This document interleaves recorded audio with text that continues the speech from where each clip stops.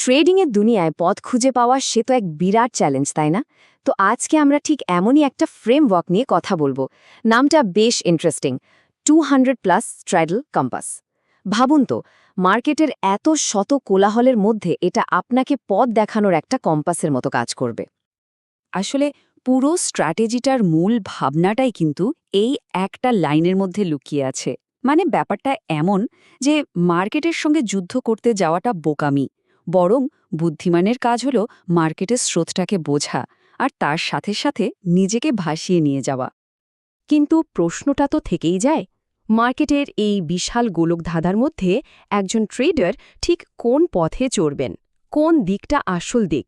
চলুন আজকের এই আলোচনায় আমরা সেই চাবিকাঠিটাই খুঁজে বের করার চেষ্টা করি। আচ্ছা, মার্কেটের দিকে যখন আমরা তাকাই, প্রথম কি চোখে পড়ে? শুধুই তো হইচই, তাই না?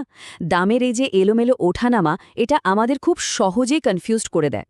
তো এই কেয়স বা বিশৃঙ্খলার মধ্যে দিয়ে পথটা খুঁজে বের করতে আমাদের একটা যন্ত্রের দরকার, আর সেটাই হলো আমাদের কম্পাস।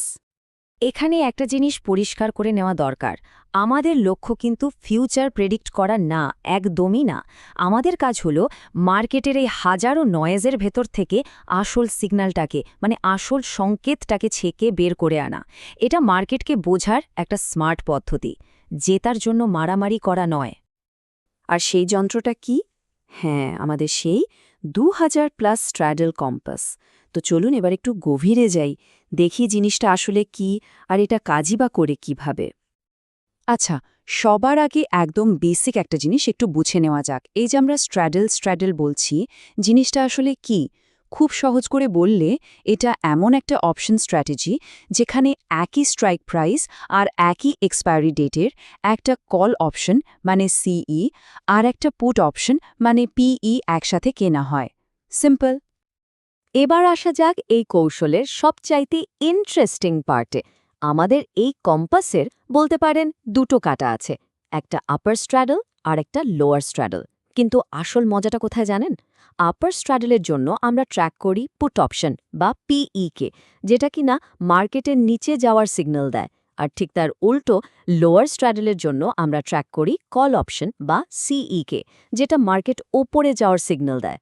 মানে পুরো ব্যাপারটা একটু উল্টো, তাই না? এটাই কিন্তু এর মজা। বেশ, কম্পাস তো হাতে চলে এলো, কিন্তু এর কাঁটা কোন দিকে ঘুরলে আমরা কি বুঝব, মানে সিগন্যালগুলো ডিকোড করব কিভাবে? চলুন এবার সেই নিয়মগুলোই এক এক করে দেখে নেওয়া যাক। প্রথমে দেখি বেয়ারিশ সিগন্যাল বা মার্কেট নিচে যাওয়ার সংকেতটা। এখানে নিয়মটা খুব নির্দিষ্ট, যখন আপার স্ট্র্যাডল আর তার সাথে তার যে আইটিএম লেগ মানে 25,100 পুট অপশনটা, এই দুটোই যখন সুপার ট্রেন্ড ইন্ডিকেটরের ওপরে থাকবে, শুধু তখনই আমরা ধরে নেব যে স্পট মার্কেট নিচে নামতে পারে। হ্যাঁ, ঠিকই শুনছেন, পুট অপশন শক্তিশালী হচ্ছে আর মার্কেট নিচে যাচ্ছে। এই যে উল্টো লজিকটা, এটাই কিন্তু এই পুরো সিস্টেমের চাবিকাঠি। আর বুলিশ সিগন্যালের ক্ষেত্রে কি হবে? একদম একই লজিক, শুধু উল্টো দিকে। যখন লোয়ার স্ট্র্যাডল মানে আমাদের উদাহরণের 24,700 স্ট্র্যাডলটা আর তার সাথে তার আইটিএম লেগ মানে 24,700 কল অপশন, এই দুটোই যখন সুপার ট্রেন্ডের ওপরে থাকবে, তখন আমরা একটা বুলিশ বা মার্কেট ওপরে যাওয়ার সিগন্যাল পাব। তাহলে মূল পয়েন্টটা কি দাঁড়ালো? পয়েন্টটা খুব সিম্পল কিন্তু ভীষণ জরুরি। আমরা এই কম্পাসের ওপর ভরসা করব শুধুমাত্র তখনই যখন তিনটে জিনিস একসাথে অ্যালাইন করবে। 1. স্ট্র্যাডল নিজে, 2. তার আইটিএম লেগ, আর 3.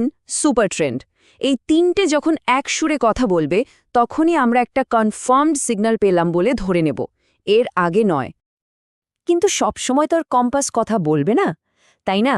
এমনও তো সময় আসবে যখন কম্পাসটা একদম চুপ, কোনো স্পষ্ট সিগন্যাল নেই। এখানেই কিন্তু একজন ট্রেডারের আসল পরীক্ষা। মনে রাখতে হবে কখন ট্রেড করতে হবে, এটা জানার থেকেও অনেক বেশি জরুরি হলো এটা জানা যে কখন ট্রেড করা যাবে না। আর এই সিগন্যালহীন অবস্থাকে আমরা বলছি ডাইভারজেন্স, বা সোজা বাংলায় অসামঞ্জস্য। আর এই ডাইভারজেন্সের একটাই মানে ডিসিপ্লিন বা শৃঙ্খলা। এটা একটা সমীকরণের মতো, divergence is equal to discipline. যখন কম্পাস চুপ, তখন একজন ট্রেডারের সবথেকে বড় অস্ত্র হল কিছুই না করে চুপচাপ বসে থাকার ক্ষমতা, ধৈর্য। তো আমরা কখন বুঝব যে কম্পাস চুপ বা ডাইভারজেন্স চলছে? কয়েকটা উদাহরণ দিই। ধরুন স্ট্র্যাডলটা বুলিশ সিগন্যাল দিচ্ছে, কিন্তু তার যে আইটিএম লেগ সেটা একদম দুর্বল। অথবা কল আর পুট অপশনে কোনো শক্তিই নেই, শুধু সাইডওয়েজ মুভ করছে। কিংবা ধরুন আপার আর লোয়ার স্ট্র্যাডলের সিগন্যাল দুটো একে অপরের উল্টো কথা বলছে। এই সব পরিস্থিতি হল নো ট্রেড জোন, মানে হাত গুটিয়ে বসে থাকার সময়। তবে দেখুন, এই কম্পাসটা ঠিকঠাক ব্যবহার করতে গেলে শুধু নিয়মকানুন জানলেই কিন্তু চলবে না। এর জন্য একটা বিশেষ মানসিকতারও দরকার, একটা মাইন্ডসেট। আর সেটাকেই বলা হচ্ছে স্পার্টান ট্রেডিং মাইন্ডসেট, যেখানে শৃঙ্খলাই হলো শেষ কথা।